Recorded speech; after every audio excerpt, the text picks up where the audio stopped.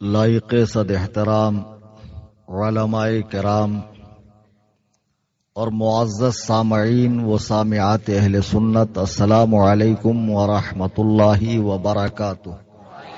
وعلیکم السلام ورحمۃ اللہ تعالی وبرکاتہ۔ الحمد للہ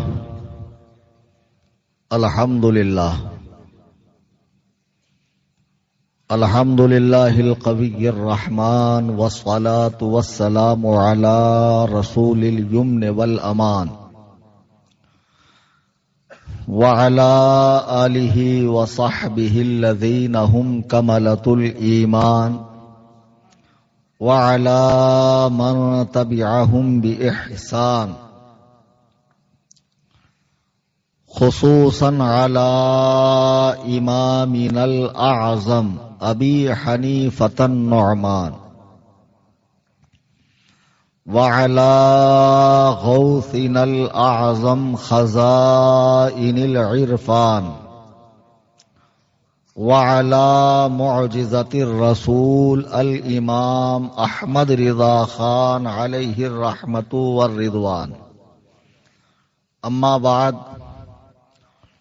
قال الله تبارك وتعالى في القرآن المجيد والفرقان الحميد، فأعوذ بالله من الشيطان الرجيم، بسم الله الرحمن الرحيم، ولا تلبسوا الحق بالباطل وتكتموا الحق وأنتم تعلمون، صدق اللہ العظیم۔ سبحان۔ دوستان محترم، برادران اہل سنت، بالخصوص اسٹیج پر اس گاؤں اور قرب و جوار اور دور و دراز سے تشریف لائے جماعت اہل سنت کے مقتدر علماء کرام، اور میری نگاہوں کے سامنے جو ایک عظیم الشان انسانی سروں کا سیلاب بیٹھا ہوا ہے، جو اس گاؤں سے بھی ہے اور دور و دراز سے بھی تشریف لائے، وہ میرے تمام پیارے سنی، جنتی، حنفی، بریلوی بھائیوں، سبحان اللہ، جی لگا کر اپنے آقا و مولا جناب احمد مجتبی محمد مصطفیٰ صلی صلی اللہ اللہ علیہ وسلم کی بارگاہ میں ہدیہ درود و سلام پیش کریں۔ اللہم صلی علی سیدنا و مولانا سیدنا مولانا محمد بارک وسلم۔ وعلی آلہ واصحابہ وبارک وسلم، صلاۃ و سلام علیک یا رسول اللہ۔ صلاۃ و سلام علیک یا رسول اللہ صلی اللہ تعالی علیہ وسلم۔ رکھ دیا۔ یقین جانیے کہ جب میں ہبلی ایئرپورٹ سے اس گاؤں کے لیے آ رہا تھا، بیچ میں بالکل سونا علاقہ، جنگل علاقہ، میں بار بار اپنے میزبان سے کہہ رہا تھا کہ مجھے کس گاؤں میں لے جا رہے ہو، کس چھوٹے سے قریے میں لے کے جا رہے ہو، وہاں لوگ آئیں گے نہیں آئیں گے، جلسہ سکسیز ہوگا نہیں ہوگا، بار بار کڑکڑی لگا رہا تھا میں، سمجھے؟ تو وہ بولے حضرت آپ بے فکر رہیے، ہم نے بہت اچھے سے پرچار کیا، پرسار کیا، کوئی کسر نہیں اٹھائی۔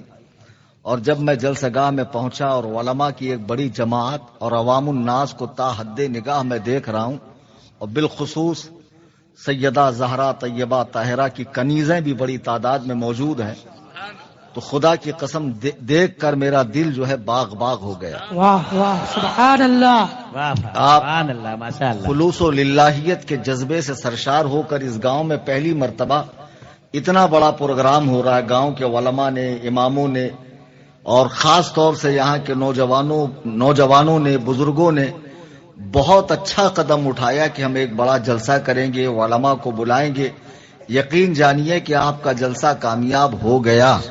سبحان اللہ۔ نعت خانے بہت اچھی نعت رسول بھی پڑھی، اور دوران نعت اصلاح معاشرہ کا بھی پیغام دیا۔ نقیب صاحب کی نقابت بھی بہت عمدہ ہے، اور مجھ سے پہلے جو مقرر صاحب گرج رہے تھے، برس رہے تھے، کل ملا کر یہ کہ تقریر ان کی کامیاب تھی۔ باقی تو ترجمہ تو آپ لوگ سمجھتے ہی ہے اور مجھے سمجھنے کی حاجت نہیں ہے۔ تو ماشاءاللہ بہت اچھی تقریر ان کی رہی. اب میں جب یہاں آیا تو سارا دن میں اپنے میزبانوں سے ہمارے یہ علماء کرام جن کے نام اشتہار میں ہے، مولانا نظام الدین صاحب، ابو بکر صدیق امجدی، شاعر صاحب امجد رضا صاحب قبلہ اور وسیم اکرم امجدی، ان سے میں نے بار بار پوچھا مجھے تقریر کرنی کیا ہے. تو ان لوگوں نے بتایا حضرت گاؤں کے اندر الحمدللہ سنیت کا زور ہے، شور ہے، غلبہ ہے، شہرا ہے، چرچا ہے، سب کچھ ہے، لیکن تھوڑی سی کیڑ لگ گئی ہے کچھ ادھر ادھر کے اور کچھ جماعتوں کے ذریعے.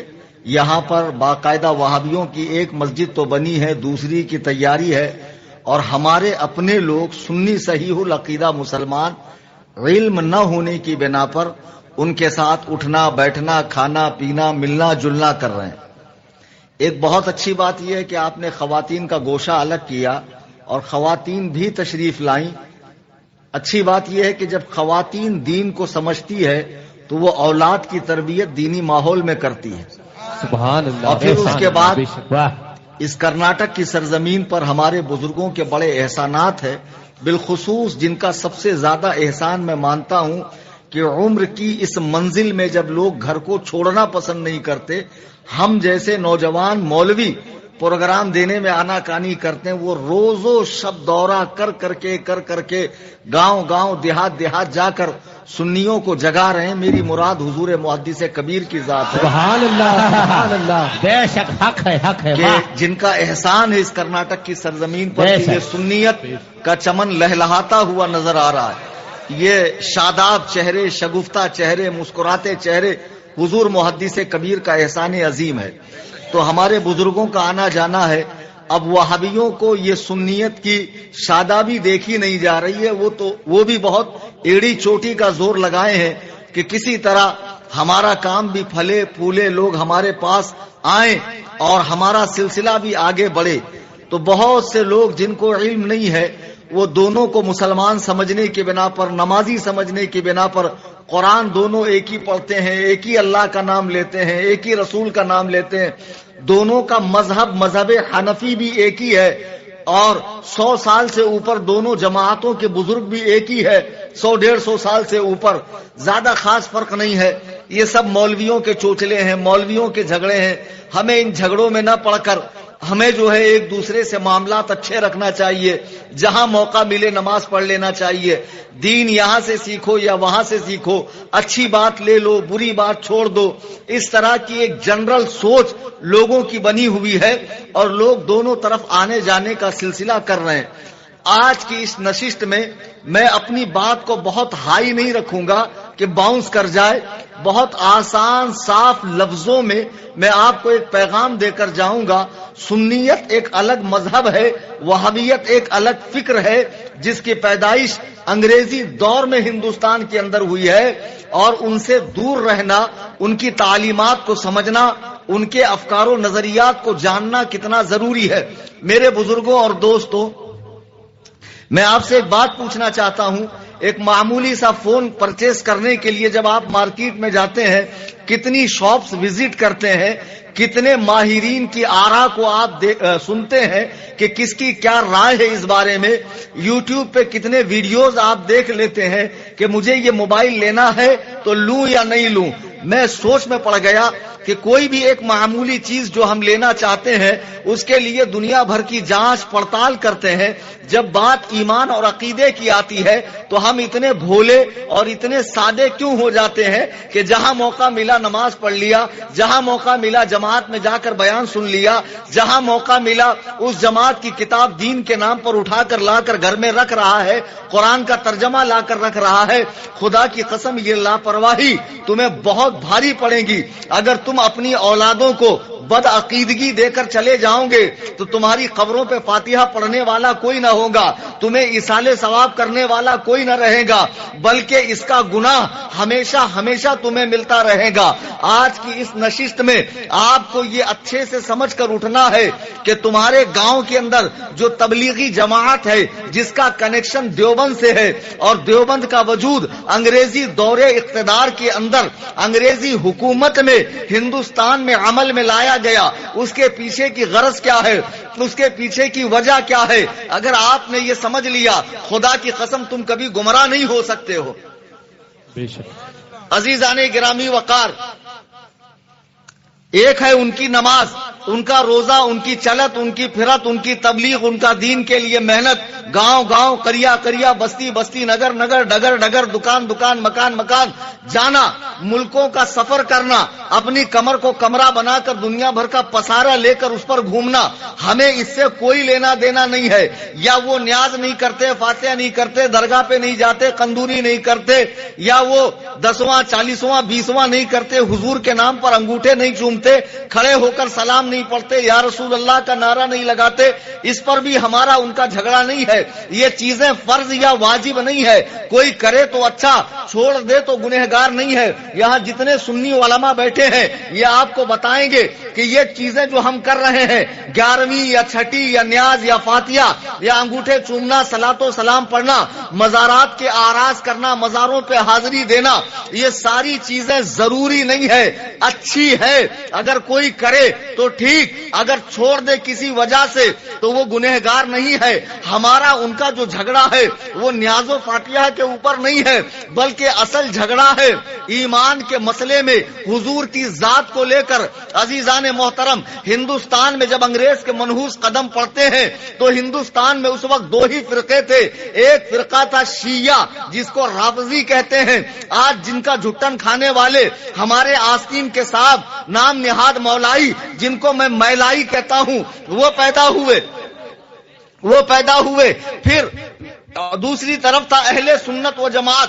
اہل سنت کے اندر نہ اہل حدیث تھے، نہ دیوبندی تھے، یہاں کوئی نہیں تھا، صرف ایک ہی مذہب تھا، اہل سنت و جماعت. اور ایک ہی فقہ تھی، فقہ حنفی. ساحلی علاقوں کے اندر سیدنا امام شافعی کے کچھ مقلدین پائے جاتے تھے، ان کا مذہب بھی اہل سنت ہی تھا. انگریز جب ہندوستان میں آیا تو اس کی ایک پالیسی تھی، ڈیوائڈ اینڈ رول، توڑو اور حکومت کرو. پہلے لڑایا ہندو کو مسلمان سے. جب ہندو مسلمان ڈیوائڈ ہو گئے پھر اس نے دماغ لگایا مسلمانوں میں کیسے فرقے پیدا کیے جائے. تو اس نے دیکھا میرا یہاں پیر جمانا مشکل ہے، اس لیے کہ حکومت انگریز نے مسلمانوں سے چھینی تھی. ایک شاندار 550-600 سال کا اقتدار تھا مغلوں کا. ان سے حکومت چھیننے کے بعد مسلمان اسے چین سے بیٹھنے نہیں دے رہا تھا. انگریزوں کی چوکیوں پہ روز آنا حملے ہوتے، انگریزوں کا قتل ہوتا، انگریزوں کے اوپر چاقو سے اور بندوق سے حملے ہوتے. انگریز نے دماغ لگایا کہ مسلمان یہ مجھ پہ حملے کیوں کر رہا ہے. اسے پتا چلا کہ مسلمانوں کے نبی نے جہاد کو فرض کیا ہے، مسلمان جہاد فرض سمجھ کر مجھ پر حملہ کرتا ہے. انگریز نے دماغ لگایا کہ ایسا کوئی آئیڈیا چلایا جائے جس سے مسلمانوں کے دماغ سے جہاد کا کیڑا نکل جائے. مسلمان جہاد کو غلط سمجھے، بیکار سمجھے. تو یہ کیسے پاسبل ہے؟ جب اللہ کے نبی نے جہاد کو فرض کیا تو کوئی مولوی اگر حرام کہے تو مسلمان مانے گا نہیں، کوئی عالم اگر حرام کہے مسلمان مانے گا نہیں، کوئی مفتی اگر حرام کہے مسلمان مانے گا نہیں. انگریز بڑا ہوشیار ہے، اس نے دماغ لگایا کہ نبی نے جہاد کو فرض کہا تو جہاد کو منسوخ کرنے کے لیے مجھے نبی بنانا پڑے گا. اللہ اکبر. نبی بنانا پڑے گا. جب ایک نبی آ کر کہے جہاد ختم تو مسلمان مان لیں گے، لیکن مسلمان نیا نبی مانیں گے کیسے؟ جب مسلمانوں کا بچہ جانتا ہے کہ آدم سے لے کے عیسیٰ تک جتنے نبی آنے تھے آ گئے. جب تخت نبوت پر آمنہ کا لال آ گیا تو اب سلسلہ نبوت کو اللہ نے بند کر دیا. بے شک. حضرت جابر بن سمورہ کہتے ہیں ایک مرتبہ بھری دوپہر میں اپنے گھر سے حضور کے گھر مبارک کی طرف آیا تو دیکھا سرکار کے جسم اقدس پہ کوئی کپڑا نہیں ہے، اور آپ کے جو کندھے ہیں پیچھے کی طرف سے دونوں شانو ہے، اس کے بیچ میں کبوتر کے انڈے کے برابر ایک ابھار ہے جس پر صاف لکھا تھا خاتم النبیین، یعنی یہ سلسلہ نبوت کو بند کرنے والے ہیں. جب مسلمان کو پتا ہے کہ حضور کے بعد نیا نبی آ ہی نہیں سکتا تو مسلمان نیا نبی مانے گا کیسے؟ تو انگریز نے اور دماغ لگایا کہ اس مسئلے کو عقیدہ ختم نبوت کے مسئلے کو مشکوک بنا ڈالو. جیسے آج ہر مسئلے کو مشکوک کیا جا رہا ہے، جو ثابت ہے شروع سے آج تک.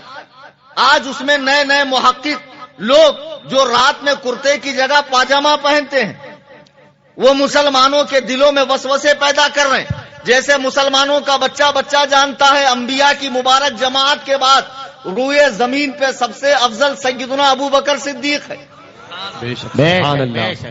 لیکن آج کل کچھ مسلمان سنی ایسے بھی ہیں جو مولائے کائنات کو سیدنا عمر اور سیدنا ابو بکر سے افضل کہہ رہے ہیں اور اس مسئلے پر دلیل دے رہے ہیں. اب مسلمان کنفیوز.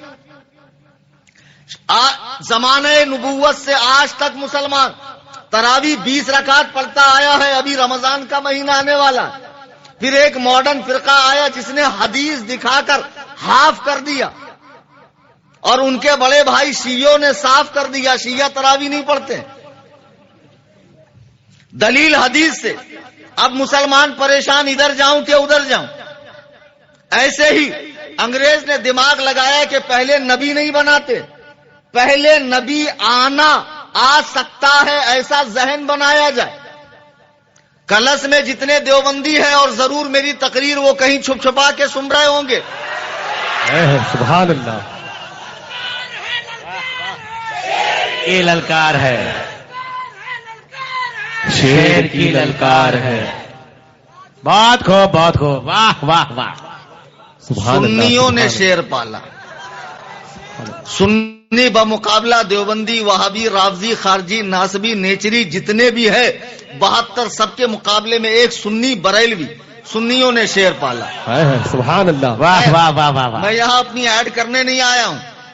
کلس میں جتنے دیوبندی ہیں تبلیغی جماعت سے جڑے ہیں ان کا مولوی ہے, سن رہا ہو. اسٹیج لگا ہوا ہے, عوام بیٹھی اور بالکل شانت ماحول میں ہے.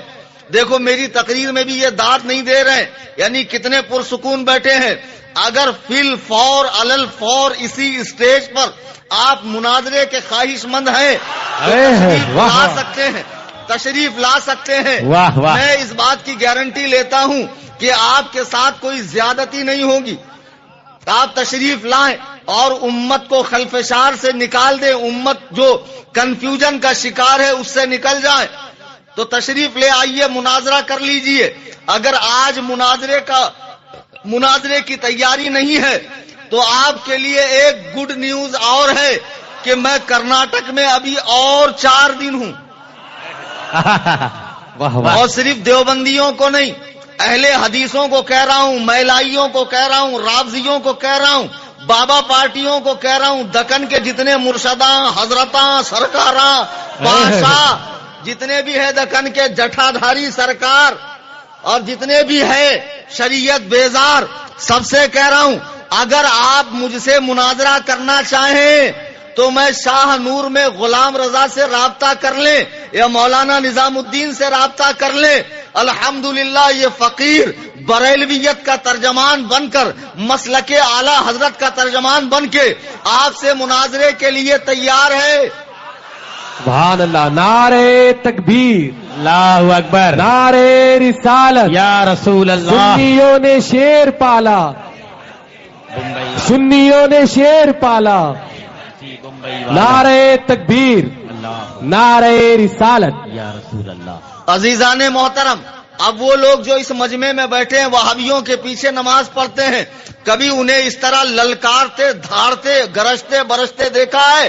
ہم اپنے اسٹیج پر علل اعلان ان کی پول کھولتے ہیں, پھر آپ کہتے ہیں نہیں وہ کسی کے خلاف نہیں بولتے ہیں, وہ بڑے نیک ہے. میں ایک بات آپ کو بتاؤں کہ کلس میں رات کے اندھیرے میں جس مکان میں ٹھہرا ہوں وہاں صاحب مکان کی تجوری کھول کر اگر میں چوری کروں اور مجھے یہ لوگ دیکھ لے ماتھے کی آنکھوں سے کہ کلیم حنفی چوری کر رہا ہے اور پورے گاؤں کو جمع کر دیں کہ دیکھو یہ مولانا چوری کر رہا ہے, اب جس کے نام کا پورے گاؤں میں شہرا ہو گیا یہ چوٹا ہے, یہ چور ہے, اب ظاہر سی بات ہے میرے پاس کوئی منہ نہیں ہے دوسرے کو چور کہنے کا. تمہارے مولویوں نے اپنی کتابوں میں حضور کی گستاخیاں کی ہے, سرکار کو گالیاں دی ہے, سرکار کے جناب میں بے ادبی کی ہے, حضور علیہ السلام کو منہ بھر بھر کے گالیاں دی. یہ کتابیں لکھ کر وہ دنیا میں اس بات پر قائم رہے, مر گئے, مر کر جنت سے ایک اسٹاپ پہلے چلے گئے.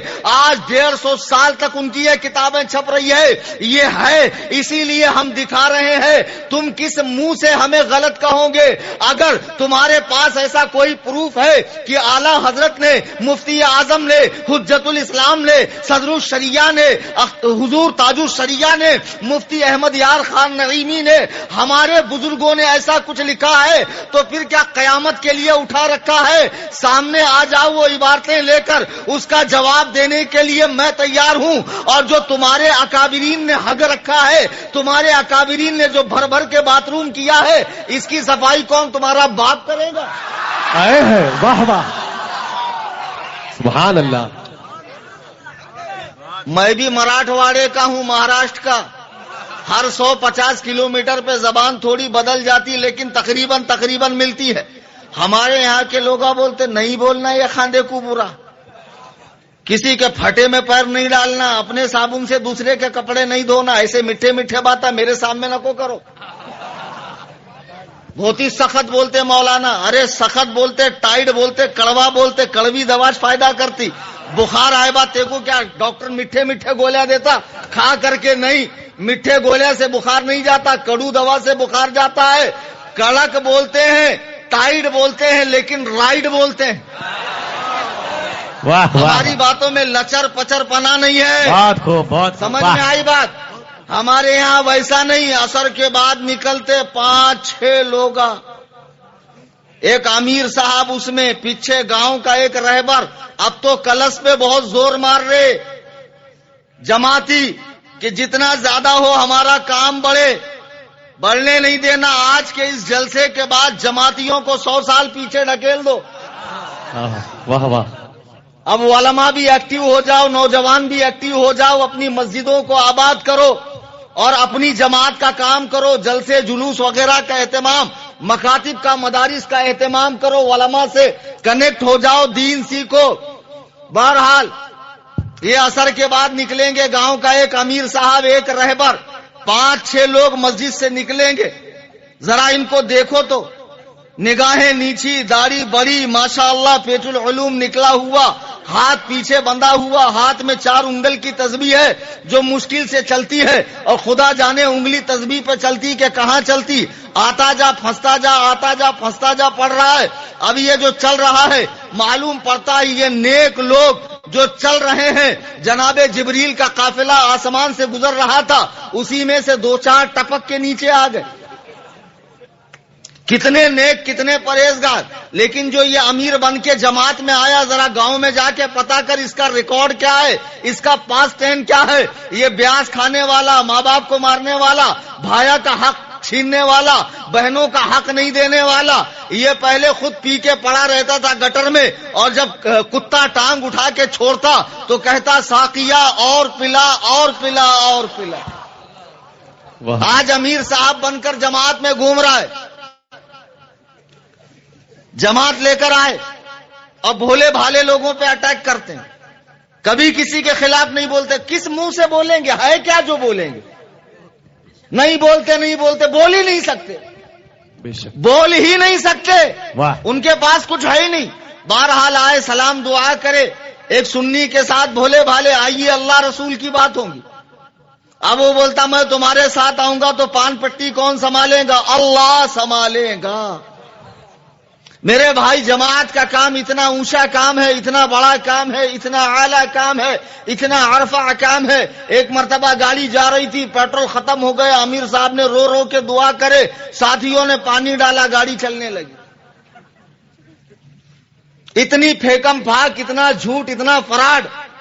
وہ کون سا امیر ہے جو پانی سے گاڑی چلاتا؟ جب ہم کہتے ہیں خواجہ نے کٹورے میں انا ساگر جمع, تو اس کے بھینسے جیسی کھوپڑی میں نہیں آتا. اتنا چھوٹا سا کٹورا اور اتنا بڑا انا ساگر پاسبل نہیں ہے. لیکن اس کا امیر صاحب پانی سے گاڑی چلا دیتا. جماعت کا کام اتنا اونچا کام ہے، اتنا بڑا کام ہے، ایک جگہ ہم گئے، بم پھوٹ گیا، سب مر گئے، ہم رہ گئے. اتنا اونچا کام ہے، اتنا بڑا کام ہے. تو اب وہ بولتا بھائی میں تیرے ساتھ آؤں گا تو بھاجی کا گاڑا اللہ سنبھالے گا، کپڑے کی دکان اللہ سنبھالے گا، گھر اللہ سنبھالے گا، کھیت کھلیان اللہ سنبھالے گا. ابے جب اللہ سب سنبھالے گا تو اللہ دین نہیں سنبھال سکتا؟ واہ واہ واہ واہ واہ. پوری گت کے چھچوندر کے منہ کے اللہ سارا عالم اللہ سنبھال رہا، سارا نظام اللہ چلا رہا ہے. دین سنبھالنے کے لیے تیرے جیسے چوہے کے منہ کو چھوڑا ہے. دلندر کا منحوس کا منہ دیکھ لو تو 3 ٹائم کھانا نصیب نہیں ہوگا. اب ایک سنی بولتا میں نہیں آ سکتا. کیوں؟ آنے کی حالت میں نہیں ہوں، نہیں چل سکتا. ارے تجھے نہیں چلتا، ہم کو چلتا، چل. زبردستی کھیڑے کے لوگ بولتے اللہ کی پولیس آئی. زبردستی، ارے میں نہیں آ سکتا، چلنا پڑے گا. ارے میرے پاس کپڑے نہیں، کپڑے ہم دیں گے، ٹوال ہم دیں گے، بالٹی ہم دیں گے، صابن ہم دیں گے، لگے تو پیسے بھی دیں گے. 4 مہینہ 3 دن چلا لگا. اب یہ بیچارہ سوچتا اتنا فورس کر رہا، چل ہی جاتا ہوں. جاتا ہے، بیان سنتا ہے، کسی کے خلاف نہیں، کسی کے اگینسٹ نہیں، کسی کے بارے میں نہیں. اس کو بہت اچھا لگتا ہے کہ ایک وہ مولانا کلیم بمبئی سے آ کے رات بھر اس کے خلاف اس کے خلاف بولے. لیکن ان کو دیکھو بیچاروں نماز کے سوا دوسری بات کرتے ہی نہیں. کب سدھریں گا رے بھولے؟ کتے کے بچے کی آنکھ بھی 7 دن میں کھلتی، تمہاری کب کھلیں گی؟ ہنسنے کی بات نہیں ہے، تعجب کا مقام ہے. تم کو یہ چیزیں بڑی اچھی لگتی. دیکھو 100 سال پہلے بریلی کے امام نے کتنی نکتے کی بات کہی. سونا جنگل رات اندھیری، چھائی بدلی کالی ہے، سونے والوں جاگتے رہیوں، چوروں کی رکھوالی ہے. سبحان اللہ، واہ واہ، سبحان اللہ، سبحان اللہ، ماشاء اللہ. سونا پاس ہے، سونا بن ہے، سونا زہر ہے، اٹھ پیارے. اعلی حضرت فرماتے تیرے پاس گولڈ ہے، گولڈ، اور پورا بھیانک جنگل ہے. بن یعنی جنگل، سونا یعنی اندھیرا. اعلی حضرت فرماتے ہیں سونا پاس ہے، سونا بن ہے، سونا زہر ہے، اٹھ پیارے. ایسے میں سو جانا تیرے لیے زہر ہے. تو کہتا ہے میٹھی نیند ہے، مت ہی تیری نرالی ہے. جاگ جاؤ، ہوشیار ہو جاؤ. یہ جو بہت میٹھے میں تجھے لے رہا ہے، تجھے بڑا اچھا لگ رہا ہے، مان دے رہا ہے، سامان دے رہا ہے، نماز کی بات کر رہا ہے، اللہ کی بات کر رہا ہے، گڑ گڑا رہا ہے، نماز پڑھ پڑھ کے 5 روپے کا سکہ پیشانی پہ بنا رہا ہے. تجھے لگ رہا ہے یہ بڑا ہی اللہ والا اور جنتی ہے. خدا کی قسم سنڈاس پہ چاندی کا ورق لگانے سے اصلیت نہیں بدلتی ہے. ورق ہٹا کے اندر کی گندگی دیکھو. بوٹل جنت الفردوس کی، اندر خالص پیشاب ہے اور تو دیوانہ مل رہا. 1 نمبر جنت الفردوس. ابے 1 نمبر نہیں، پورا 2 نمبر کا مال ہے یہ. خالی بوٹل دیکھ کر دیوانہ مت ہو، اندر کا پروڈکٹ دیکھ. بے شک بے شک. کسی کے خلاف بولتے ہی نہیں. تم نے کبھی شکاریوں کو دیکھا جو پرندوں کا شکار کرتے؟ جال بچھا دیا، اس کے اوپر دانا ڈال دیا اور دور بیٹھ کے پرندوں کی آواز نکالتا ہے. پرندوں کو لگتا ہمارے قبیلے خاندان کا کوئی ہے یہاں آس پاس میں. وہ بیچارے دانا چگنے کے لیے آتے، پھر کیا ہوتا؟ تو یہ جس نے جال بچھایا پہلے اس نے پرندوں کی بولی بولی ہے. یہ تم سے بہت میٹھی، بہت پیار کی بات. ایسا پیٹ میں منڈی ڈالیں گے، سر پہ ہاتھ پھیریں گے، چل رہے چل رہے چل رہے، اور سنی مولانا تڑاک پھڑاک.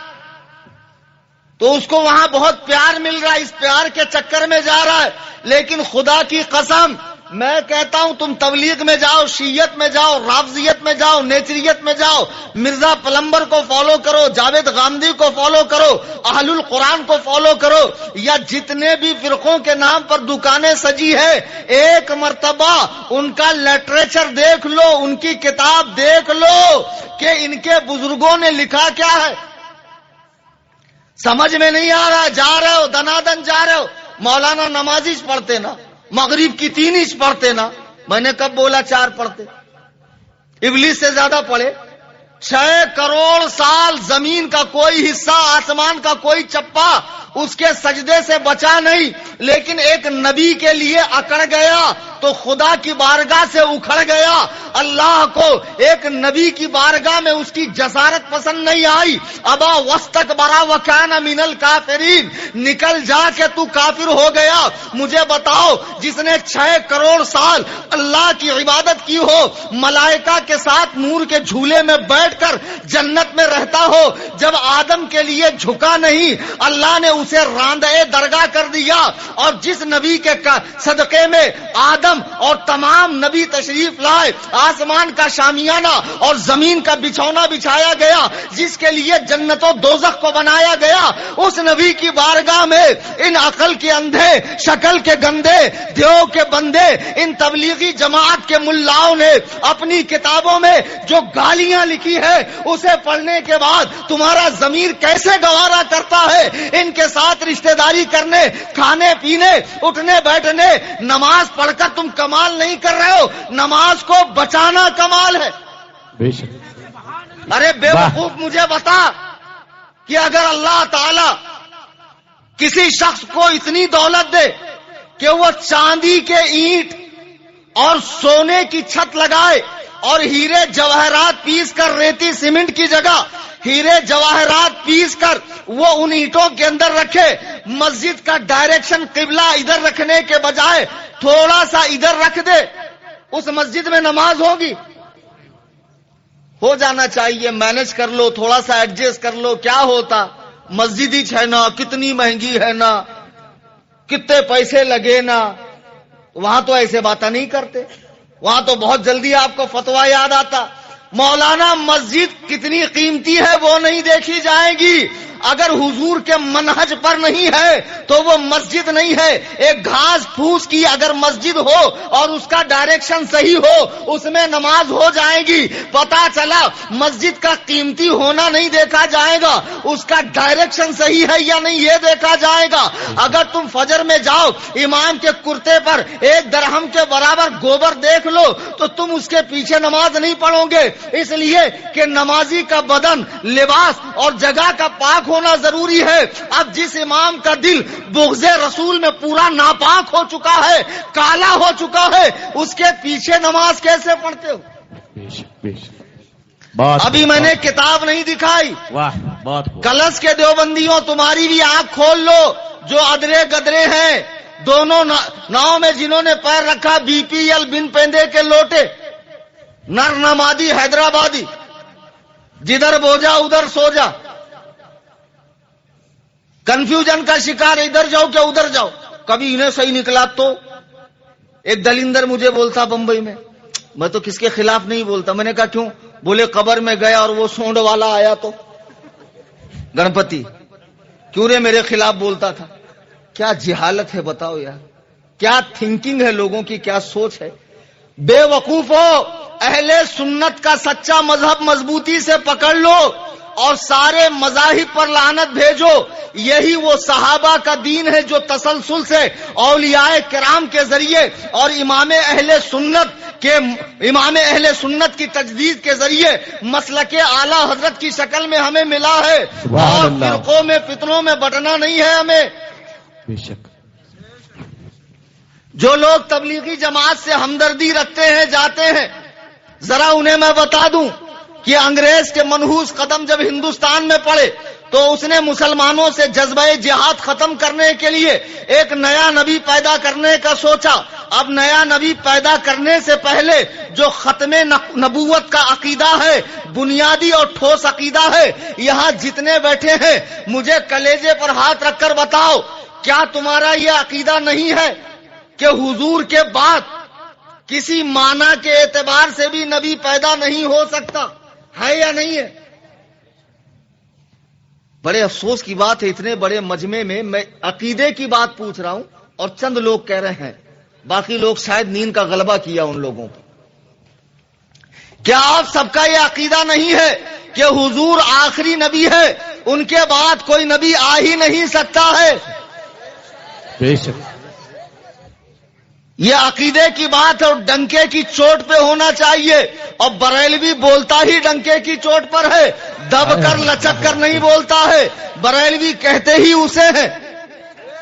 بے شک لیکن انگریزوں کے دلال دارالعلوم دیوبند کا فاؤنڈر, جس نے 1856 میں سہارنپور, ضلع سہارنپور اتر پردیش, دیوبند کی بستی میں ایک مدرسے کی بنیاد رکھی, جو مدرسے میں آج کئی ہزار طلبہ پڑھ رہے ہیں, اور جہاں کے فارغین پوری دنیا کے اندر دیوبندیت کا پرچار کر رہے ہیں. تبلیغی جماعت کا جو فاؤنڈر ہے مولوی الیاس کاندلوی, وہ بھی اسی مدرسے کا پڑھا ہوا ہے اور وہ بھی اسی تعلیم کو لے کر آگے بڑھ رہا ہے. اس مدرسے کے فاؤنڈر مولوی قاسم نانوتوی نے اپنی کتاب تحذیر الناس,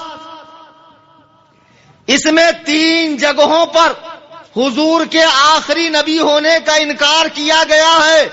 اللہ صفحہ نمبر 4 پر دیکھ لو, صاف لکھا ہے کہ عوام کے خیال میں حضور کا آخری نبی ہونے کا مطلب یہ ہے کہ آپ سب سے لاسٹ میں آئے. یعنی وہ یہ کہہ رہا ہے کہ حضور اگر آدم سے پہلے آتے تب بھی آخری نبی ہوتے, نوح سے ابراہیم سے پہلے آتے تب بھی آخری نبی ہوتے. تو لوگوں نے پوچھا وہ کیسے؟ تو یہ کہہ رہا حضور صرف مرتبے میں آخری ہے, زمانے کے اعتبار سے آخری نہیں ہے. خاتم رتبی ہے, خاتم زمانی نہیں. او کلس کے دیوبندیوں, تبلیغیوں, یہ تمہارا امام ہے جس کا نام ہے حجت الاسلام مولانا قاسم نانوتوی, بانی دارالعلوم دیوبند, اپنی کتاب تحذیر الناس میں حضور کے خاتم زمانی ہونے کا انکار کر رہا ہے. اللہ اکبر. اب جب تم ان کو بتاؤ گے کل کہ بمبئی سے مولانا آئے تھے, انہوں نے کتاب کھول کر بتائی, تو پہلے تو بولیں گے بھائی وہ مر گئے, ان کے اعمال ان کے ساتھ, ہمارا کیا معاملہ ہے وہ دیکھو. تو کہنا بے وقوفوں, جب تک تم ان کی کتاب کو چوراہے پر رکھ کر جلا نہیں دو گے اور انہیں کافر نہیں سمجھو گے, اللہ کی قسم ہمارا تمہارا اتحاد ہو ہی نہیں سکتا. نعرہ تکبیر, اللہ اکبر, نعرہ رسالت, یا رسول اللہ, علماء اہل سنت زندہ باد, سنیوں نے شیر پالا, بمبئی والا سنیوں نے شیر پالا, کلیم محنتی, نعرہ تکبیر. واہ واہ واہ واہ. ہمارا تمہارا اتحاد, اس لیے کہ اتحاد ہمارا تمہارا معاملہ دنیا کی دولت کا یا کھیت میں پانی دینے کا یا پراپرٹی کا نہیں ہے. خدا کی قسم سرکار کی ذات کا معاملہ ہے. میں نے ایک دیہات وزٹ کیا, وہاں دیکھا ایک کھیت میں بھری دوپہر میں ایک نوجوان ہل چلا رہا ہے, پسینے میں ڈوبا ہوا ہے, اس کا بوڑھا باپ ایک درخت کے نیچے بیٹھا ہے. ایک شخص اچانک آ کر اس کے بوڑھے باپ کو ایک تماچا مارتا ہے. یہ نوجوان اپنا ہل چھوڑ کر اس تماچا مارنے والے کی درگت بناتا ہے, حالت خراب کرتا ہے. اس کو میں نے روک کر پوچھا, اے نوجوان, اس نے تو اس بوڑھے کو مارا, پھر تجھے کیا ہوا جو تو آپے سے باہر ہو گیا؟ وہ نوجوان کہتا مولانا یہ بوڑھا میرا باپ ہے. تو میں نے کہا اس سے کیا فرق پڑتا ہے, مارا تو تیرے باپ کو ہے, پھر تجھے غیرت کیوں آئی؟ وہ کہتا مولانا جب حملہ باپ پر ہو تو حملہ باپ پر نہیں, بیٹے کی غیرت پر, بیٹے کی جوانی پر, بیٹے کی تعلیم پر, بیٹے کی تربیت پر ہوتا ہے. دنیا میں وہ کون سا بے غیرت بیٹا ہوگا جو اپنے باپ کو سامنے مار کھاتا ہوا دیکھے؟ دنیا میں ایسا کوئی بے غیرت بیٹا نہیں ہے. اللہ کی قسم کروڑوں باپ اور کروڑوں مائیں میرے آقا کے قدموں پہ قربان, جن کے آخری نبی ہونے کا انکار مولوی قاسم نانوتوی نے کیا ہے. اللہ اکبر. دیوبندیوں تمہارا ہمارا اختلاف چلے پر, چھٹی پر, چلت پر, پیرت پر, حلقے پر 6 بات 5 کام, تمہارے اجتماعات پر, تمہارے دروس پر, تمہارے فضول اعمال کے حلقے پر نہیں ہے. ہمارا تمہارا بنیادی اختلاف حضور کی ذات پر ہے. بے شک. آئی سمجھ میں؟ یہ معمولی مسئلہ سمجھ کے اس کو ایسے ہی ہوا میں مت جانے دو، معمولی مسئلہ ہے۔ مولانا نے آ کے جذبات میں بیان دیا، کل قیامت میں اللہ کے حضور میں بھی رہوں گا، یہ دن تاریخ لکھ لی گئی ہے، تم بھی رہو گے۔ میں اللہ کے حضور کہوں گا مولا میں نے بمبئی سے وہاں تک کا سفر کیا اور رات جاگ کر پسینہ بہا کر چلا چلا کر انہیں حق و باطل کا فرق سمجھایا تھا، اس کے بعد بھی اگر یہ نہیں مانے تو پھر تیرے ہاتھ میں فیصلہ ہے۔ خدا کی قسم آج عزم مصمم کر کے اٹھو، مرتے دم تک اللہ و رسول کے گستاخوں سے ہمارا کوئی تعلق نہ ہوگا، اس لیے کہ حضور کی سچی محبت ہی کامل ایمان ہے۔ اعلی حضرت فرماتے ہیں انہیں جانا انہیں مانا، نہ رکھا غیر سے کچھ کام، للہ الحمد میں دنیا سے مسلمان۔ واہ واہ واہ، بہت عمدہ۔ یا رسول اللہ، زندہ باد زندہ باد زندہ باد، اللہ اکبر، یا رسول اللہ۔ ان کے جاہل جواب دیں گے۔ کل جب آپ پوچھو گے تحذیر الناس قاسم نانوتوی کی صفحہ 4 سے 5 تک، حضور کو خاتم رتبی مانا گیا، خاتم زمانی نہیں۔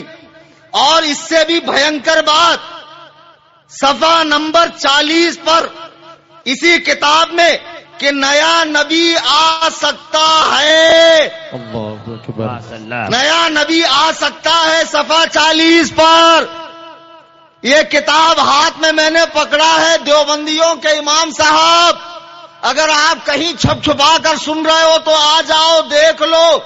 اگر یہ عبارت غلط نکل گئی کلش کے چوراہے پہ مجھے زندہ لٹکا دینا، اللہ کی قسم کھا کر میں کہتا ہوں تم قیامت آ سکتی ہے، وہ دن کبھی نہیں آئے گا جب تم اپنے اکابرین کے کفر کا بوجھ اٹھاؤ۔ سنیوں سے کہیں گے چھوڑو یار وہ لکھے، وہ لکھ کر مرے گے، ان کے اعمال ان کے ساتھ، آج ہمیں کیا کرنا ہے وہ دیکھو۔ اس طرح بہلائیں گے پھسلائیں گے تو آپ صاف کہنا کہ جس جماعت سے آپ کا کنیکشن ہے اس کے اکابرین کا اسلام سے تعلق کٹا ہوا ہے، اس لیے مجھے آپ سے رابطہ نہیں رکھنا۔ اب دوسرا ان کا مولانا کہے گا کہ بھائی بات یہ ہے آپ کو مولانا نے دھوکہ دیا، وہ تو حضور کی شان بیان کرتے ہوئے سمجھا رہے تھے، اور اس بات پر جو حرم کے علماء نے کفر کا فتویٰ دیا ہے، مولانا احمد رضا نے ہمارے اکابرین کی عبارتوں کو بدلا ہے، عربی ٹرانسلیٹ کرتے وقت انہوں نے عبارتوں کو بدلا ہے، ہمارے اکابرین کی عبارتوں کا مطلب وہ نہیں ہے۔ تو آپ ان سے کہنا کہ مولانا احمد رضا اعلی حضرت نے جب اس کو عربی میں ٹرانسلیٹ کر کے حرم کے علماء کے سامنے رکھا تو آپ کہتے ہو ٹرانسلیشن کے اندر انہوں نے گڑبڑی کی، تو ٹھیک ہے، یہاں تو عرب والا معاملہ نہیں ہے، کلیم حنفی بھی اردو بولنے والا، آپ بھی اردو بولنے والے، یہ کتاب بھی اردو میں ہے، اور 4 دن میں کرناٹک میں ہوں، اگر آج نہیں آ سکے تو کل میری تقریر داون گیرے میں ہے، پرسوں شموگا میں ہے، اس کے بعد شرال کوپے میں ہے۔ جتنے کرناٹک کے اندر دیوبندی تبلیغی جماعت کے بڑے بڑے دگج لوگ ہیں، ٹائم نکال کے 19 تاریخ تک میں کرناٹک میں ہوں، کب آ رہے ہو مناظرے کے لیے؟ واہ واہ سبحان اللہ۔ اور میں 5 گھنٹے بھی نہیں لگاتا مناظرے میں، ہاں ادھر بہت جلدی ریزلٹ نکل جاتا ہے۔ عصائے کلیم اجدہائے غضب ہے، کوئی پرتبے صدیق ہوتا ہے، کوئی پرتبے عمر ہوتا ہے، کوئی پرتبے نوح ہوتا ہے، کوئی پرتبے موسیٰ ہوتا ہے۔ اعلی حضرت کے باغ میں سبھی طرح کے پھول آپ کو مل جائیں گے، بے شک بے شک، سبحان اللہ۔ اب مجھے بتاؤ کہ اس دیوبندی عالم نے حضور کے آخری نبی ہونے کا انکار کیا، نیا نبی آ سکتا ہے کیونکہ حضور جو آخری ہے وہ کس چیز میں ہے؟ اتنی دیر میں بھی آپ نہیں سمجھے تو مناظر کیسے بنو گے، ڈیبیٹ کیسے کرو گے؟ جب دیوبندی آپ کو سوال پوچھے گا تو اس کو لاجواب کیسے کرو گے؟ ہمارے لوگوں کا یہی آ کے تو دماغ نہیں چلتا، خالی بریانی کھانے دو، عرس منانے دو، دھنگانا ڈالنے دو، دھمال ڈالنے دو، قوالی شریف کی محفل ہو، وہاں بڑا دماغ چلتا ہے. تقریر میں جو بات میں پوائنٹ ٹو پوائنٹ بتا رہا ہوں آپ کے سمجھ میں نہیں آ رہی. دیوبندی عالم نے حضور کو صرف مرتبے کے حساب سے خاتم مانا ہے، آخری، زمانے کے حساب سے آخری نہیں مانا. جبکہ میرے آقا خاتم رتبی بھی ہے، خاتم زمانی بھی ہے، خاتم مکانی بھی ہے. ہمارا عقیدہ ہے آمنہ کے لال کے بعد، عبداللہ کے در یتیم کے بعد تخت نبوت پہ کوئی کسی معنی کے لحاظ سے نبی آ ہی نہیں سکتا ہے. نہ ذلی نبی، نہ بروزی نبی، نہ تشریعی نبی، نہ غیر تشریعی نبی، نہ ایک پہلو سے نبی، نہ ایک پہلو سے امتی. کسی معنی مفہوم کے لحاظ سے نبی پیدا ہو ہی نہیں سکتا ہے. 7 طبق آسمان اور 7 طبق زمین میں اللہ نے حضور کو آخر الانبیاء بنا کر بھیجا ہے. اب مہر نبوت کو کوئی توڑ ہی نہیں سکتا ہے. لیکن جب اس نے کہا نبی آ سکتا ہے تو میرے ہاتھ میں ایک کتاب ہے، ختم نبوت کی حقیقت، اور اس کتاب کا مصنف ہے مرزا بشیر ایم.اے. یہ بیٹا ہے مرزا غلام احمد قادیانی کا. جو لوگ تبلیغی جماعت میں جا کر ان کے نماز روزے کو دیکھ کر اچھا سمجھتے ہیں، ذرا غور کریں. ان کے مولانا نے کہا نبی آ سکتا ہے تو پنجاب میں نبی آ گیا. اللہ اکبر. یہ کتاب میرے پاس قادیانی جماعت کی ہے اور یہ ایزی نہیں ملتی ہے، اب تو انٹرنیٹ پر اویلیبل ہے. میں نے اسے پراپر قادیان سے پرچیز کیا ہے. اس کتاب میں مرزا غلام قادیانی کا بیٹا خود کہہ رہا ہے کہ ہم اپنے ابا کو جو نبی مانتے ہیں وہ دیوبندی جماعت کے عالم مولانا قاسم نانوتوی کی عبارت کو دلیل بنا کر مانتے ہیں. انہوں نے نبوت کا دروازہ کھولا اور مرزا اندر داخل ہو گیا. تو دیوبندی صرف ایک فتنہ نہیں ہے، فتنوں کی ماں ہے. اس کے پیٹ سے کئی فتنوں نے جنم لیا. اچھے سے سمجھو اس فتنے کو کہ مرزا غلام قادیانی جو پنجاب کا رہنے والا ہے، آج کل اس کے بھی فالوورز پوری دنیا میں بڑی تعداد میں ہیں. ہندوستان میں بھی بہت ایکٹیو ہیں یہ لوگ. برما وغیرہ افریقہ امریکہ میں بھی بڑی تیزی سے پھیل رہے. اور آج کل سوشل میڈیا پر گمراہیت بہت تیزی سے پھیل رہی ہے. سنی نوجوانوں میں تم سے گزارش کرتا ہوں، یہ جو موبائل ہے اسے آپ دنیاوی کام کے لیے رکھیں، دین سیکھنے کے لیے نہ رکھیں. علماء کے وجود کو اللہ کی رحمت سمجھیں، علماء سے رابطہ کر کے دین سیکھیں. اگر انٹرنیٹ پہ دین سیکھنا ہے تو جس چینل کو، جس آئی ڈی کو سنی عالم چلاتا ہو اسی سے کنیکٹ ہو کر دین سیکھیں. ورنہ آپ کو معلوم ہے پلے اسٹور میں قادیانیوں کا ترجمہ کیا ہوا قرآن ہے. آپ کو فرق سمجھ میں آئے گا کس کا ہے کس کا نہیں. پڑھو گے گمراہ ہو جاؤ گے. یہ بار بار چیخنا چلانا کیوں ہو رہا ہے؟ تاکہ تم اچھی طرح سے سمجھ جاؤ. انٹرنیٹ سے دین سیکھنا خطرے سے خالی نہیں. لوگ کہتے مولانا ہمیں فرق نہیں پڑتا. طارق ذلیل کا بیان، جوکر نائک کا بیان، مرزا انجینئر کا بیان، ہم نے سننے والوں کو دیکھا، سنتے سنتے دماغ ڈائیورٹ ہو گیا. کچھ بات اچھی لگی، پھر اچھے کے اندر جو باطل بات تھی اس میں فرق نہیں کر پائے، اس کو بھی قبول کر لیا اور اچھی خاصی تعداد گمراہ ہو گئی. اللہ اکبر. اس لیے بروں کی اچھی بات بھی نہیں سننا. امام ابن سیرین رحمت اللہ علیہ اتنے بڑے تابعی ہیں کہ 500 صحابہ کی انہوں نے زیارت کی ہے. سبحان اللہ. ان کے پاس ایک بد مذہب آیا، حضور قرآن سن لیجئے، آپ نے منہ پھیرا. ایک بد مذہب آیا، حضور حدیث سنیے، آپ نے منہ پھیرا. تو لوگوں نے کہا وہ لوگ حدیث قرآن سنا رہے ہیں، آپ منہ کیوں پھیر رہے ہیں؟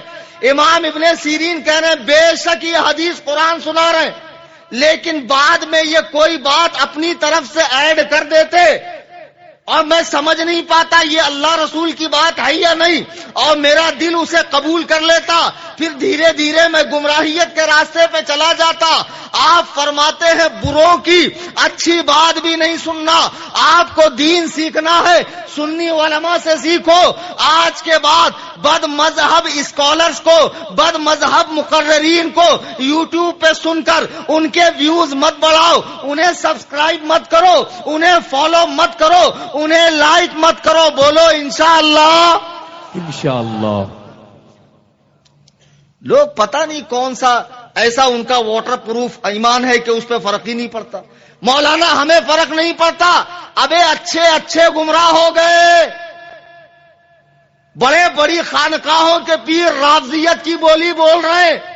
ایران کے ریال کی چمک اور سعودی ریال کی دمک نے اچھے اچھوں کو بکاؤ کر دیا۔ اس بھرم میں مت رہنا کہ ہمیں فرق نہیں پڑے گا۔ میں نے بارہا بتایا گھوڑے کی آنکھ پر 2 پٹی لگائی جاتی ہے تاکہ وہ ادھر ادھر دیکھ کر بتکے نہیں، منزل پہ نگاہ رکھے۔ مسلک اعلی حضرت کی پٹی ڈال دو، یک در گیر محکم گیر، ایک در پکڑو مضبوطی سے پکڑو۔ بے شک بے شک، واہ واہ واہ واہ، بہت خوب، بہت عمدہ بہت عمدہ۔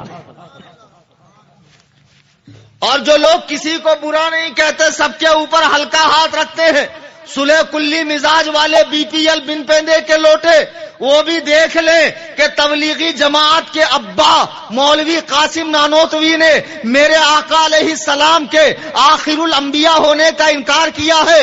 اتنا ہی نہیں، تبلیغی جماعت کا ایک بہت بڑا نام دیوبندی جماعت کے لنکا کے سب سے بڑے راون مولوی اشرف علی تھانوی نے اپنی کتاب حفظ الایمان میں سرکار کے علم کو بچوں، پاگلوں، جانوروں سے تشبیہ دیا ہے۔ اگر میں جھوٹ بول رہا ہوں تو آپ گوگل میں جا کر حفظ الایمان ڈاؤن لوڈ کر لو۔ حفظ الایمان کے صفحہ نمبر 8 پر یہ عبارت موجود ہے، علماء سے پوچھیے ہے یا نہیں۔ مجھے بتاؤ، جس جماعت کے عالم نے سرکار کے علوم شریفہ کو بچوں، پاگلوں، جانوروں کی طرح کہا ہو، اس جماعت میں تم جا رہے ہو، بیٹی دے رہے ہو، بیٹی لے رہے ہو، اگر امام حق بات کرے تو مولانا کو فارغ کر دیتے ہو۔ رشتہ داری تو کر رہا ہے، کھا تو رہا ہے، کھا پی کر شرمندہ تو ہے، امام کو حق بولنے سے مت روک۔ اور اے علماء کی جماعت، یہ فتنوں کا زمانہ ہے، اس زمانے میں فتنوں کو دیکھ کر خاموش رہنے والا گونگا شیطان ہے۔ محراب و منبر سے حق بولیے، باطل فرقوں کو چیر پھاڑ کر رکھیے تاکہ بد مذہبیت ہمارے علاقے میں گھس نہ سکے۔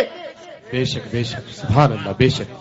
اور خود بھی وہابیوں کا کھانے سے، پینے سے، جنازہ پڑھنے سے، ان کی محفلوں میں جانے سے پرہیز کیجئے۔ اگر کوئی عالم اس دوگلی پالیسی پر عمل کرتا ہے تو اسے فارغ کر دو، اس کی خدمت کی ضرورت نہیں ہے ہمیں۔ بے شک بے شک۔ جب قوم کا رہبر خود پابندی نہیں کرے گا تو قوم کیا پابندی کرے گی؟ جو دوگلے مولوی ہے ان سے ہمیں کوئی لینا دینا نہیں ہے۔ عزیزان ملت اسلامیہ، جس تبلیغی جماعت کے اجتماع میں تم جاتے ہو، ان کی مسجدوں میں جاتے ہو، ان کے بیانات سنتے ہو، اس جماعت کے سب سے بڑے عالم نے میرے آقا کے علم غیب کو بچوں، پاگلوں، جانوروں کی طرح کہا ہے۔ کیا یہ بہت بڑی بات نہیں ہے؟ اللہ کی قسم بہت بڑی بات ہے۔ آؤ ذرا دور نبوت کو دیکھو، عہد نبوت کو دیکھو، مدینے کے امن ماحول کو دیکھو۔ میرے آقا علیہ السلام مسجد نبوی میں ہے، صحابہ کرام بیٹھے ہوئے ہیں، صحابہ حضور کے رخ والضحیٰ سے نور کی بھیک لے رہے ہیں۔ اسی بیچ میں ایک بدو آتا ہے، آنے کے بعد کہتا ہے اللہ کے رسول میرا اونٹ گم ہو گیا ہے، میرا اونٹ کہاں ہے؟ واہ! اس عربی نے کیا پوچھا؟ اس بدو نے کیا پوچھا؟ اے اللہ کے نبی میرا اونٹ گم ہو گیا، اونٹ کہاں ہے؟ مجھے ایمانداری سے بتاؤ، اونٹ گم ہو گیا تو اونٹ کو کہاں تلاشنا چاہیے؟ جنگل میں، کھیت میں، کھلیان میں، پہاڑی میں؟ لیکن وہ اللہ کے نبی کی بارگاہ میں آیا۔ یہ صحابہ ہیں کہ جو دین و دنیا کی تمام ضرورتیں اللہ کے نبی کی بارگاہ سے طلب کیا کرتے تھے۔ آپ کی ظاہری حیات میں بھی، آپ کے دنیا سے تشریف لے جانے کے بعد بھی۔ سبحان اللہ، سبحان اللہ۔ وہ صحابی حضور سے پوچھ رہے ہیں اس دور میں بھی ایسے ڈبل ڈھولکی تھے جن کے منہ میں کلمہ تھا اور دل میں کفر تھا. دو لوگ اٹھ کر نکلے اور کہا کیسا پگلا ہے, اگر اونٹ گم ہو گیا ہے تو جنگل میں تلاشنا چاہیے, نبی کو کیا معلوم. جب یہ لوگ آئے تو قرآن کی آیت اتری, سورہ توبہ کی آیت ہے, قرآن اٹھا کر دیکھو. وَلَئِن سَأَلْتَهُمْ لَيَقُولُنَّ إِنَّمَا كُنَّا نَخُوضُ وَنَلْعَبُ. جب آپ ان سے پوچھو کہ میرے علم غیب پر کیا ڈسکس کر رہے تھے تو یہ کہیں گے ہم تو یوں ہی ہنسی مذاق کر رہے تھے راستہ کٹنے کے لیے. آپ فرمائیے قل اب اللہ وآیاتہ ورسولہ کنتم تستہزئون, کیا اللہ اس کے رسول اور اس کی آیتوں کے ساتھ ہنستے ہو؟ لا تعتذروا, بہانے نہ کرو, قد کفرتم, تم کافر ہو چکے ہو, بعد ایمانکم, ایمان لانے کے بعد. کلیجے پر ہاتھ رکھ کر بتانا حضور کے دور کا مسلمان, سرکار کے چہرے انور کو دیکھنے والا, حضور کی اقتداء میں 5 وقتہ نماز پڑھنے والا, صرف اتنا کہتا ہے اونٹ گم ہو گیا تو نبی کو کیا معلوم. قرآن کہہ رہا ہے لا تعتذروا, بہانے نہ کرو, قد کفرتم, تم کافر ہو چکے ہو. 14ویں صدی میں حکیم الامت کہلانے والے شخص نے جب سرکار کے علم کو بچوں, پاگلوں, جانوروں, چرندوں, درندوں, گزندوں, جمی حیوانات و بہائم کی طرح لکھا تو کیا یہ شخص مسلمان ہے؟ نہیں, بالکل. اب جب یہ مسلمان نہیں رہا تو اس کے مشن کو لے کر آگے بڑھنے والی جماعت کے لوگ, ان کا اسلام سے کیا تعلق؟ بھولے نہ بنو, ہم کو تو پتہ ہی نہیں تھا. جہالت یہ کوئی عذر نہیں ہے, علم سیکھو. کل یہ بول کر آپ نہیں چھوٹ سکتے مجھے پتا نہیں تھا, تو آپ کو 2 گناہ ملے گا, ایک تو اس غلط کام کرنے کا, دوسرا نہ سیکھنے کا. سیکھا کیوں نہیں؟ آج بھی سمجھ جاؤ اچھے سے کہ اہل سنت و جماعت مسلک اعلی حضرت یہی مسلک حق ہے, اور اس کے مقابلے میں جتنے مسالک اور مذاہب اور جماعتیں پیدا ہو رہی ہے یہ سب باطل ہے. مبارکباد ہے کلش کے مسلمان جنہوں نے یہ عظیم الشان جلسہ منعقد کیا اور لوگوں کی آنکھیں کھولنے کے لیے اس فقیر کا انتخاب کیا. آج کے اس جلسہ پاک میں میں نے دیوبندیوں کی عبارتیں کھول کھول کر بتا دی کہ اکابر دیوبند حضور کے آخری نبی ہونے کے منکر ہیں. اللہ. اور یہ تقریر کی حد تک ہی چیلنج نہیں ہے, میں نے آپ کو 19 تاریخ تک کا بتا دیا میں کہاں کہاں ہوں. اگر میرے جانے کے بعد دیوبندیوں میں ہلچل ہو, پہلے تو آپ ان کو پوچھنا تمہارے مولوی نے ایسا لکھا ہے کہ نہیں لکھا, ٹیٹوا دبا کر پکڑ کے لے آنا. کل شاہنور میں تقریر ہے میری, سبحان اللہ. اور کل غیر مقلدوں کی خاطرداری ہوگی انشاءاللہ, ماڈرن لوگوں کی, چونکہ امام اعظم ابو حنیفہ کے نام سے جلسہ ہے, یہ بھی دین میں بڑی گند پھیلا رہے ہیں, تو کل ان کی وہاں ٹھکائی ہوگی, کہیں رافضیوں کی ٹھکائی ہوگی, مطلب جتنے دن دورہ ہے ٹھکائی ہوگی. سبحان اللہ. ابو حنیفہ اور رضا, ابو حنیفہ اور رضا. اللہ اکبر, یا رسول اللہ. میرے بھائیوں, بزرگوں, دوستوں, جیسے ڈاکٹری فیلڈ کے اندر 2 لوگ ہوتے ہیں, ایک فزیشین ہوتا ہے, ایک سرجن ہوتا ہے. ایک خالی ایسا لگا کے تپاستا اور بتاتا جا دوا لے لے, اور ایک چیرتا ہے, پھاڑتا ہے, سرجری کرتا ہے, زخم صاف کرتا ہے, آپ کو ہمیشہ کے لیے سوستھ بناتا ہے. مولویوں میں بھی اسی طرح 2 ہے, فزیشین ہے, سرجن ہے. میں سرجن مولوی. جیسے انجینئرنگ کے اندر 2 ہے, سافٹ ویئر اور ہارڈ ویئر. میں ہارڈ ویئر والا انجینئر ہوں. باتیں کڑوی ہے, بری ہے, سخت ہے, لیکن حق ہے کہ نہیں؟ حق ہے, حق ہے, حق ہے. اب ایسا ضروری تھوڑی کہ سب کو اچھا لگے, کوئی بہت منہ بنا لے گا, ایسا نہیں بولنا تھا, اتنا نہیں بولنا تھا, تھوڑا کم بولنا تھا, تھوڑا نماز پہ بھی بولنا تھا. جلسے کا جو عنوان ہے اسی پر میں بات کروں گا نا. بے شک. اور ایسا تھوڑی ہے کہ اگر میں نے نماز پر تقریر نہیں کی تو کوئی سنی عالم نماز پہ تقریر ہی نہیں کرتا. یہ چوچلے باتیں مت کیا کرو لوگوں کو بہکانے پھسلانے کے لیے. میرا جو عنوان تھا اس پر میں نے تقریر کی اور تمہیں پیغام دے کر جا رہا ہوں کہ یہ تبلیغی جماعت جو بہت بھولی, بہت نیک, بڑے پرہیزگار نظر آتے ہیں, کب سمجھو گے آپ ان بھگت بگلوں کو؟ ایک بگلا تھا, تالاب کے قریب رہتا تھا, تالاب میں پانی سوکھنے لگا تو جب پانی سوکھنے لگا تو قریب آیا، ایک مچھلی سے کہتا ہے کہ بغل کے گاؤں میں بہت بڑا تالاب بن رہا، اگر آپ کہو تو ایک نہ ایک دن یہاں کا پانی سوکھ جائے گا، آپ لوگ تڑپ تڑپ کے مر جاؤں گے، تو میں آپ لوگوں کو وہاں پہنچاؤں؟